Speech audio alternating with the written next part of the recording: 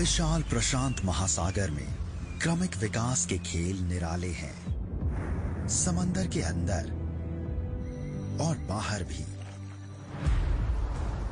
इसके हजारों टापुओं पर जानवरों को जीने के नए तरीकों के लिए ढलना पड़ा या फिर वो खत्म हो गए। कुदरती चुनाव ने पैदा किए द्वीपों पर बड़े बड़े जानवर और कुदरत के अजूबे। दुनिया के कुछ सबसे अनोखे जीव संसार में और कहीं नहीं बचे हैं। इन द्वीपों ने इन्हें विलुप्त होने से बचा लिया। ये वाकई समंदर के अजूबे हैं। विशाल प्रशांत महासागर दुनिया का सबसे बड़ा और सबसे गहरा समंदर, जो पृथ्वी के 1/3 हिस्से में फैला है। दूर दूर तक फैले इस पानी में ढेर सारे टापू हैं, 20,000 से भी ज्यादा। इनमें से ज्यादातर भूमध्य रेखा के नीचे दक्षिण प्रशांत में हैं। ये टापू इकोलॉजिकल लैब्स की तरह हैं। ये क्रमिक विकास को अनोखी और जबरदस्त दिशा में मोड़ सकते हैं, या फिर ऐसे जानवरों को पनाह दे सकते हैं जो मुख्य भूमि पर जिंदा नहीं रह पाते। पश्चिमी प्रशांत में कई टापुओं से मिलकर बना है एक देश इंडोनेशिया। यहाँ के सबसे छोटे द्वीपों में से एक है कोमोडो। लेकिन ये दुनिया भर में मशहूर है अपने ड्रैगन्स के लिए।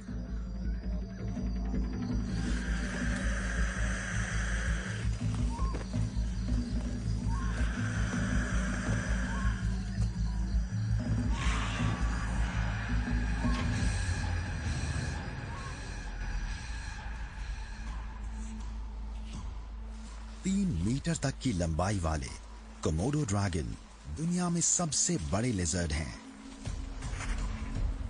कम ऊंचाई वाला इनका गठीला बदन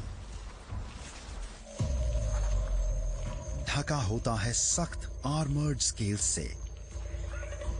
अक्सर अपने से काफी बड़े जानवरों का शिकार करते हैं। ये बहुत सब्र से इंतजार करते हैं कि वो पास आ जाएं।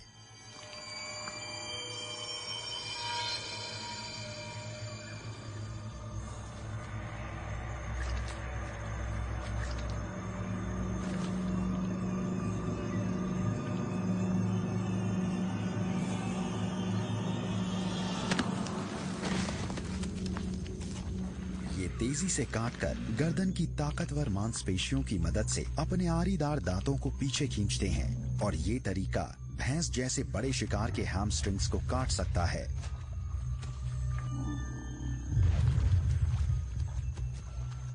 जख्मी भैंस राहत के लिए पानी में बैठ गई, लेकिन अब और ड्रैगन्स आ गए। छोटे शिकार जल्दी मर जाते हैं, लेकिन जहर, सदमे, खून बहने और गंदे पानी के इन्फेक्शन से मरने में भैंस को कई घंटे लग जाएंगे।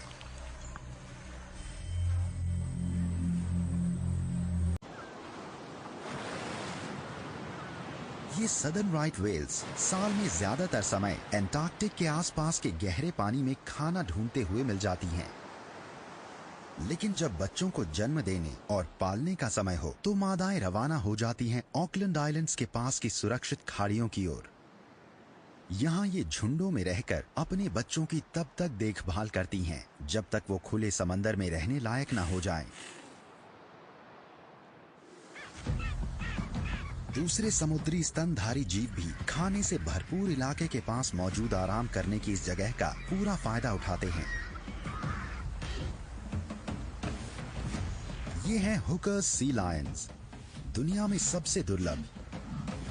ये सिर्फ एक ही इरादे से किनारे पर आते हैं। पहले नर यहाँ पहुंचे।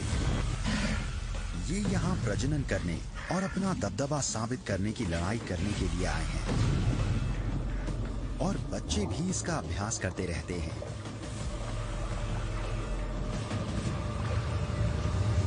मादाओं के पहले झुंड के पहुंचते ही बड़े नरों में उन पर कब्जे के लिए होड़ मच जाती है।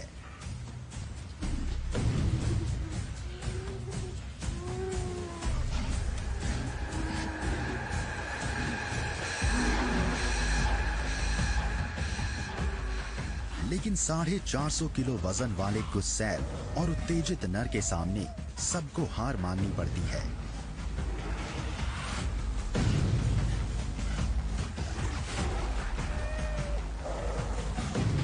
इसने इस मादा को अपने ग्रुप में शामिल कर लिया है और ये हर हाल में इसकी हिफाजत करेगा, चाहे मादा की मौत हो जाए।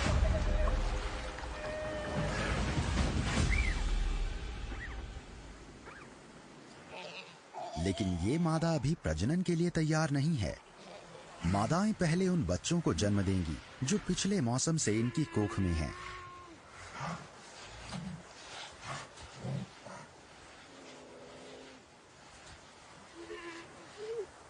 ये बच्चों को साल भर दूध पिलाएंगी और गाढ़ा दूध पैदा करते रहने के लिए इन्हें बार बार शिकार पर जाना होगा।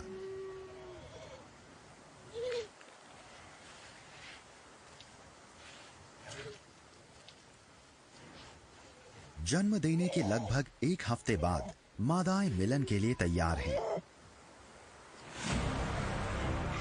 अब बड़े नरों को अपनी मादाओं को घुसपैठियों से बचाना होगा। मिलन की सरगर्मी बढ़ने पर बड़े नर सी लायंस को लगातार आजमाइश से गुजरना पड़ता है। इनका मकसद है ज्यादा से ज्यादा मादाओं के साथ मिलन करना। लेकिन जब इलाके पर कब्जा रखने वाले बड़े नर आपस में उलझे हुए हैं, तो मौके का फायदा उठाकर छोटे नर भी मिलन कर लेते हैं। टापू पर सी लायंस का ये ठिकाना एक खत्म हो चुके बड़े महादेश का अवशेष है। लगभग भारत जितने बड़े इस महादेश का 94% हिस्सा दक्षिण प्रशांत की लहरों के नीचे है। ये दक्षिण में ऑकलैंड आइलैंड से लेकर लॉर्ड हाउ और उत्तर में न्यू कैलेडोनिया तक फैला हुआ है।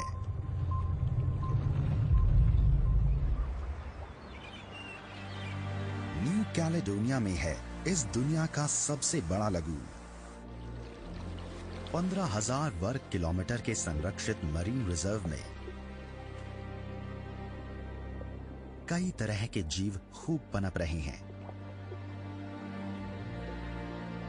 लेकिन ये नजरों का धोखा हो सकता है। चारों तरफ मौजूद कोरल के घेरे के बावजूद ये कोई टापू नहीं है। जमीन पर न्यू कैलेडोनिया का पुराना अतीत साफ दिखाई देता है। यहाँ पेड़ पौधों की 3,000 प्रजातियां हैं, जिनमें से लगभग 80% दुनिया में और कहीं नहीं पनपती। शानदार ओरोकारिया हमेशा भूमध्य रेखा की ओर झुका रहता है ताकि ज्यादा से ज्यादा धूप मिल सके। ये पुराने कॉनिफर्स उस जमाने के हैं जब दक्षिण के सभी महादेश एक सुपर कॉन्टिनेंट के रूप में आपस में जुड़े हुए थे। लॉर्ड हाउ आइलैंड ऑस्ट्रेलिया के तट से 570 किलोमीटर दूर एक पुराने ज्वालामुखी का बचा हुआ हिस्सा है।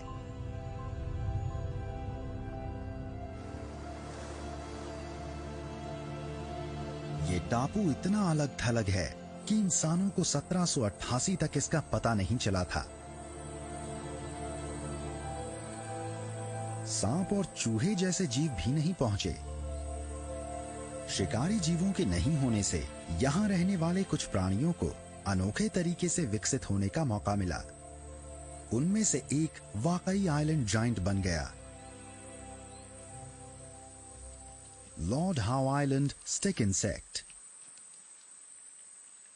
दुनिया के सबसे बड़े कीड़ों में से एक। इस जीव की लंबाई 15 सेंटीमीटर तक हो सकती है और वजन किसी छोटे चूहे जितना। यहां बसने वाले लोग इन्हें ट्री लॉबस्टर्स कहते थे। लेकिन 1918 में टापू के पास डूबते एक जहाज से निकलकर चूहे इस टापू पर पहुंच गए और उन्होंने स्टिक इंसेक्ट्स का सफाया कर दिया। फिर 2001 में 2 वैज्ञानिक बॉल्स पिरामिड पर चढ़े।